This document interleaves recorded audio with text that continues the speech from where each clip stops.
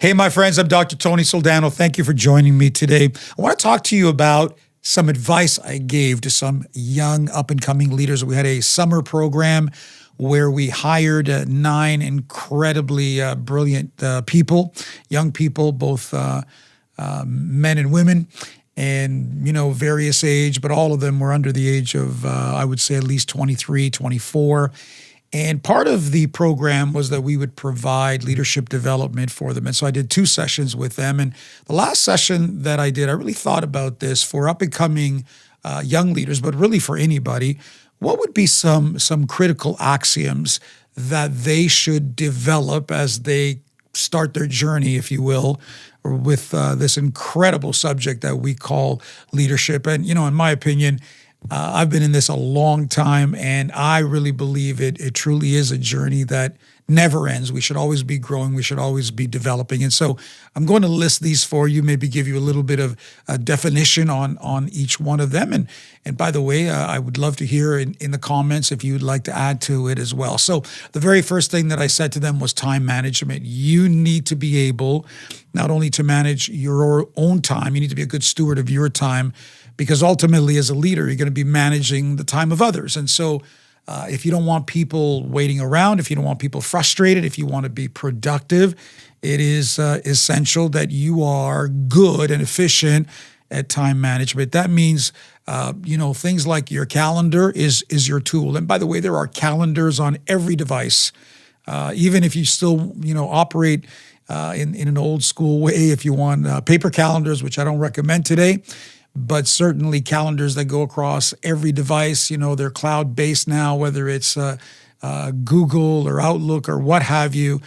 Listen, your calendar is a tool. It is your friend. And here's a philosophy of mine, and maybe someone else said it before me, but what gets scheduled gets done. What gets scheduled gets done. So number 1, you need to be good at time management. Number 2, finances and wealth. Now, I'm not suggesting that you become a numbers person in the sense of you're an accountant or an economist or anything like that, but you have to have basic understanding of finances. You need to understand things like income statements and balance sheets. You need to understand revenue and income, assets and liabilities and investments. You need to have some level of financial understanding and education.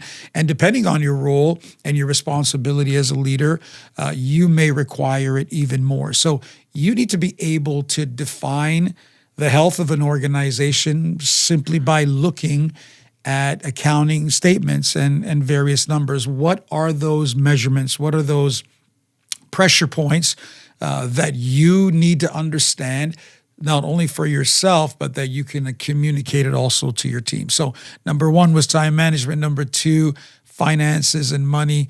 Number three, a little bit of a philosophy here: lead out of truth and integrity.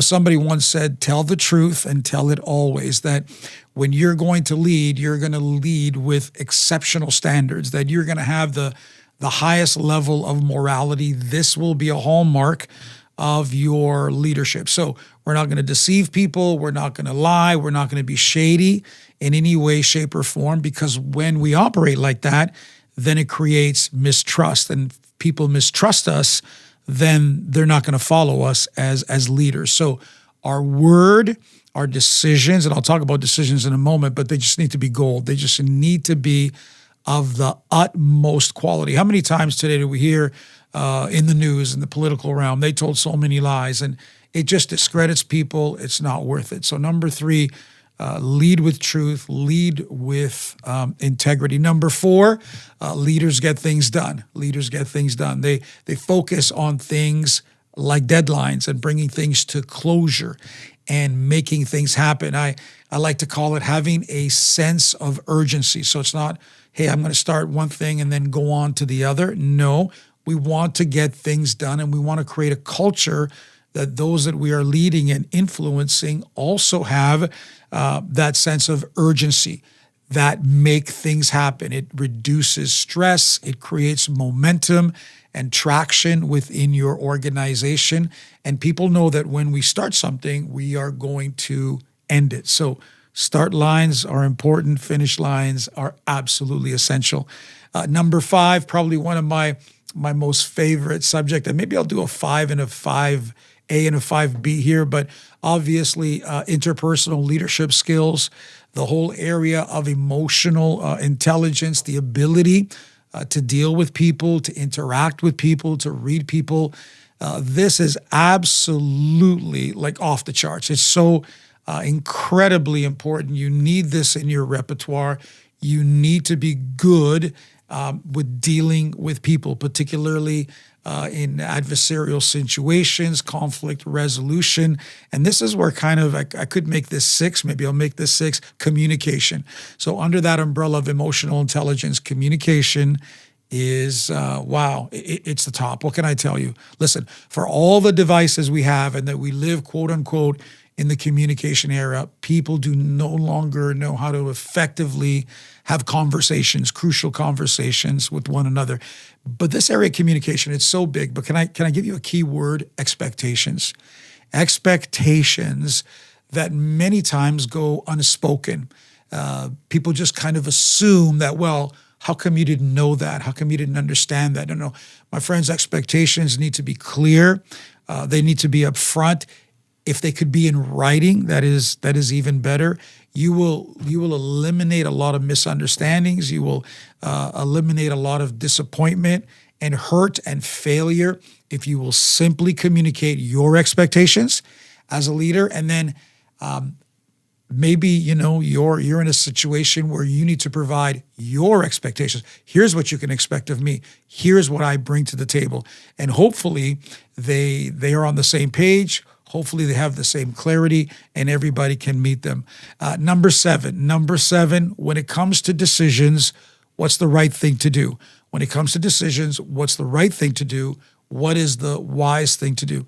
I watch so many leaders take the easy way, the road that is more traveled, what costs less, things that are kind of in the area of cutting corners. Listen, take the long way home. Somebody wrote a song about that in the 70s. Take the long way home. Forget shortcuts. Forget, hey, this is going to cost us less. I'm telling you right now, it'll cost you more in the long run. Think long term. Make right decisions. Always ask yourself this question, no matter what group I'm in, with my staff, with my leaders, particularly when we're stumbling a little bit on, what is the decision? What's the thing to do? We always ask ourselves, all right, what is the right thing to do? And that has never failed me. It might have cost me a little bit more in the short run, but it has never failed me. And so even as a leader, here's another default that I would put under decisions, because, leaders suffer under something called decision fatigue. Is who is the most qualified person in the room to make the decision? So as a leader, you don't always have to make the decision, but you do need to default who is the most qualified individual in the room. So let me recap them again. Number 1, time management. Number 2, finances, money and wealth, of course. Number 3, truth and integrity. Number 4, get things done. Number 5, interpersonal leadership or emotional intelligence. Number 6, communication, particularly expectations. Number 7, when it comes to decisions, what's the right thing to do? And number 8, I love this. I cannot stress this enough. Excellence and professionalism. What do I mean by that? I'm not talking about perfection, but what I am saying is that wow factor. I am talking about going the second mile.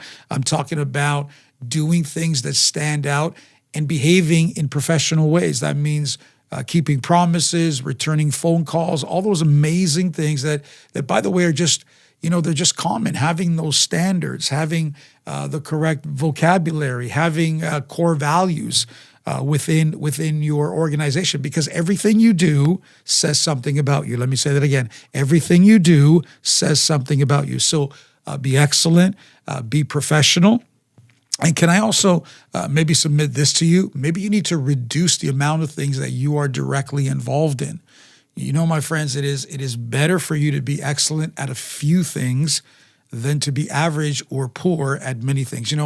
Somebody called this the lasagna factor. As leaders, we hear ideas, we get dreams, we get different thoughts, and let's do this and let's do that, and we just begin to layer things on our people. This thing. And you know what happens? We become incredibly average, incredibly poor.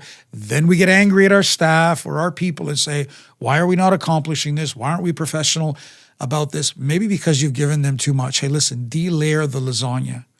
Be excellent at fewer things, even subject matter experts, if you will, and begin to reduce the amount of things that you are involved in. So there you have it. Those are the 8 axioms that I shared with these young and upcoming leaders. I'd love to hear your comments. I'd love to hear your thoughts. You may want to add to this list. I'd love to hear your feedback. Thank you for being with me. I'm Dr. Tony Soldano.